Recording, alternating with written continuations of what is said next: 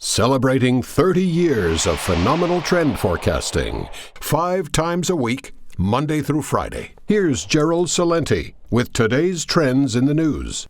Hi, this is Gerald Celente. It's Friday, February 5th, 2016. And here are some of today's trends in the news. On the market fronts, over there in Asia, well, not another good day for Nikkei. Whoop, down again. And this is after, if you remember, the Bank of Japan's president, who lied to Parliament and said he was not going to initiate negative interest rates. And then when he went to Davos and came back, changed his mind, and they announced negative interest rates, the Nikkei went up. But now it just keeps going down. In Shanghai, down a bit too. Hang Seng.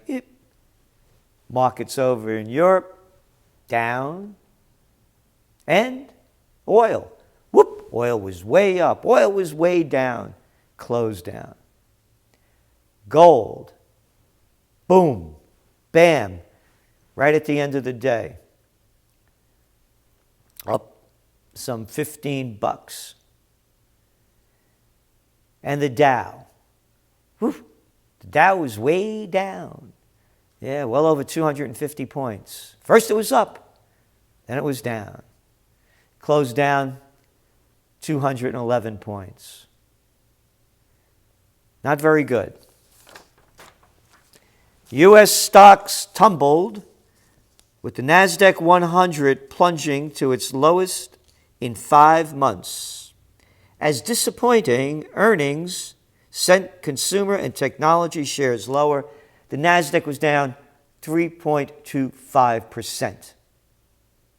Remember, this thing was at 5,000 just some 16 years ago to the date. And now you see where it is.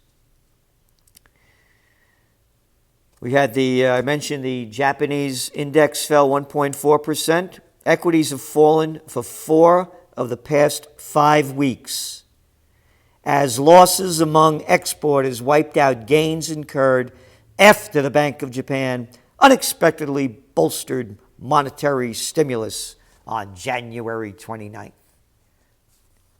Unexpectedly bolstered. Unexpectedly rigged the markets. Unexpectedly have killed capitalism.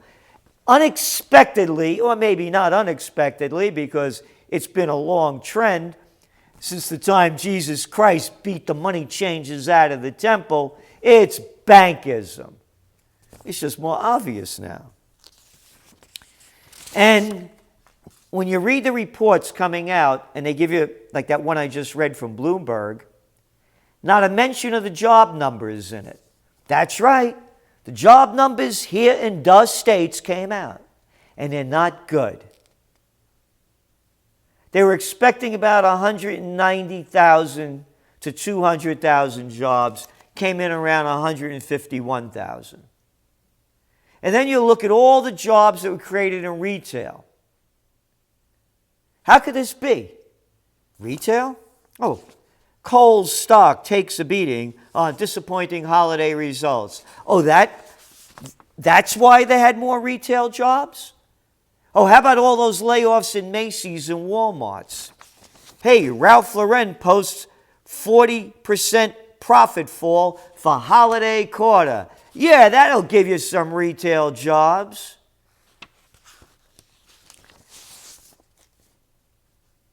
As of the end of January 2016, this is according to the Hamilton Project, our nation faces a jobs gap of 1.8 million jobs, the number needed to return to pre-recession employment as a share of the population. Fundamentals of the economy are sound, folks. So, the game is changing, and so is the language. Citi Group, world economy trapped in death spiral. Stronger U.S. dollar, weaker oil commodity prices, weaker world trade, petrodollar liquidity, weaker emerging market growth. And it goes on and on. Significant and synchronized global recession and a proper modern-day equity market, end quote. The world appears to be trapped in a circular reference death spiral, Citi strategist said. Gee, check this out. Today's Financial Times. Why more people think a U.S. recession is around the corner. Check the lingo.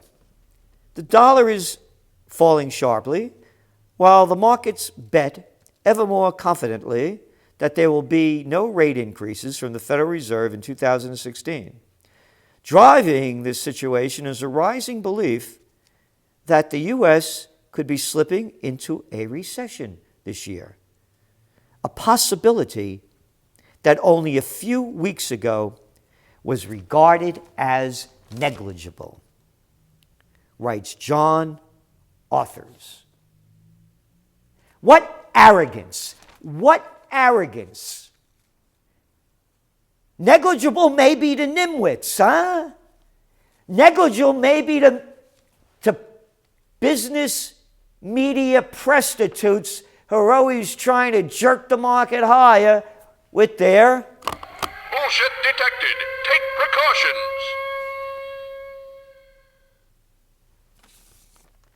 Yeah. Take precautions. Now they're starting to talk about what you know we've been saying now when we issued our top trends for 2016. Global recession. Ended this broadcast, Trends in the News, on December 30th. The panic of 2016. We're 5 weeks into the year, and it's been down all the way. But gold is going up. Think back.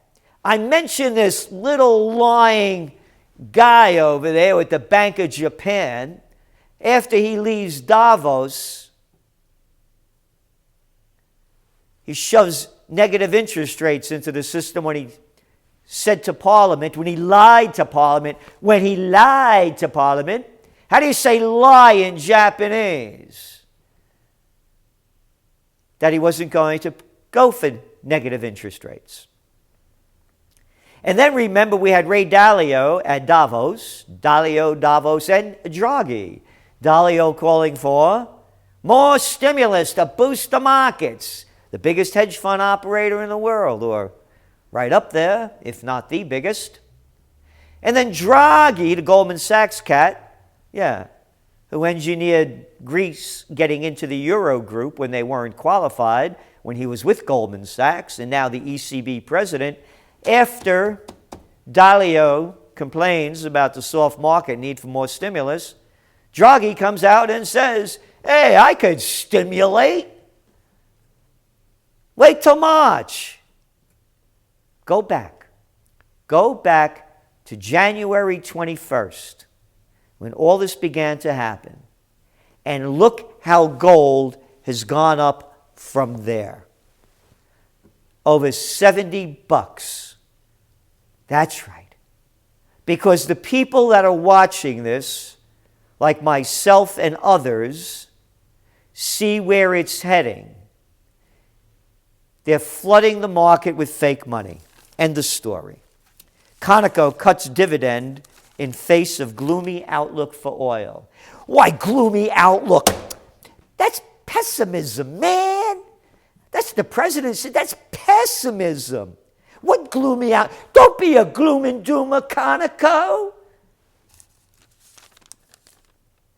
ConocoPhillips has become the first large U.S. oil production company to cut its dividends in response to the decline in oil prices, yesterday announcing a 66% reduction as it attempts to shore up finances. Oil rout points to broader woes. Why these negative people? You got to accentuate the positive and eliminate the negative. This is pessimism. You should be reported to Obama. Yeah, he came out today and said how great that low 4.9% unemployment rate is. The reason the unemployment rate went down is because once you're off benefits and you're no longer collecting unemployment and you can't find a job, they don't count you anymore in the USSA. Hey, they picked that one up from Stalin maybe, huh? Anyway, few economists see recession, but forces driving energy slump threaten to infect U.S. Oh, few economists. Yeah. Few economists that you listen to. Few economists that are on the payroll, Jack. Worries about energy-related bankruptcies and loan defaults also are helping to tighten financial conditions, weighing on the broader swath of the economy.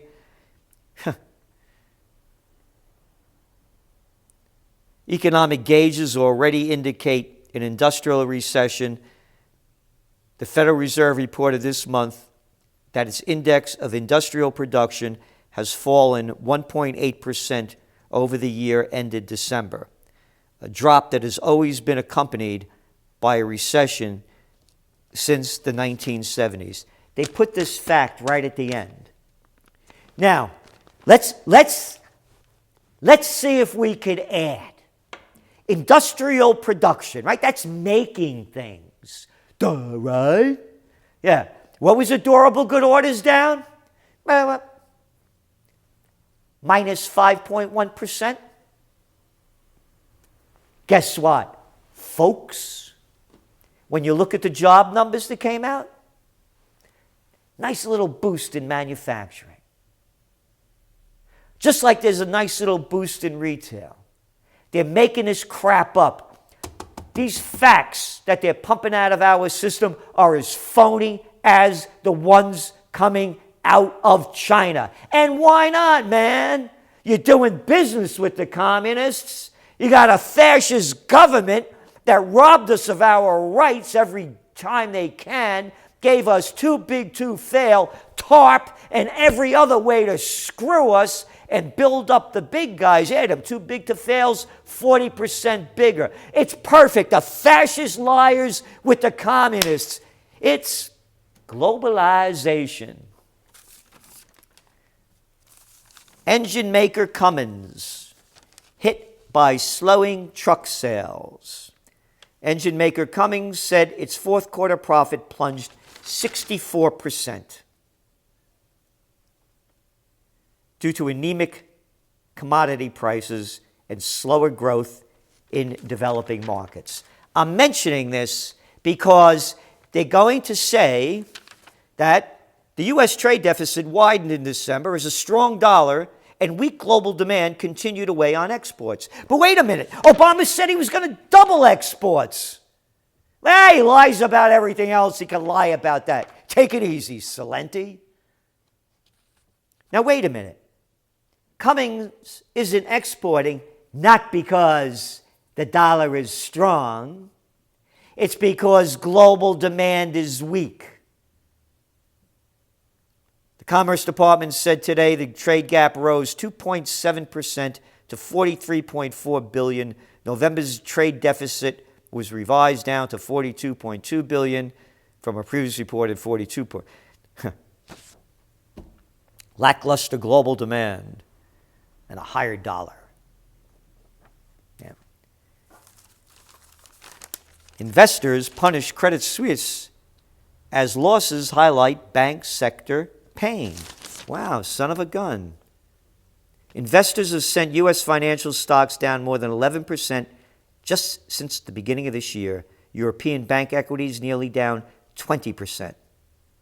Globally, the financial sector is the worst performing in the MSCI World Index. I could go on and on and on. About $350 billion has been wiped off the value of the largest 90 U.S. financial stocks since the start of the year. Has nothing to do with a strong dollar. Nothing.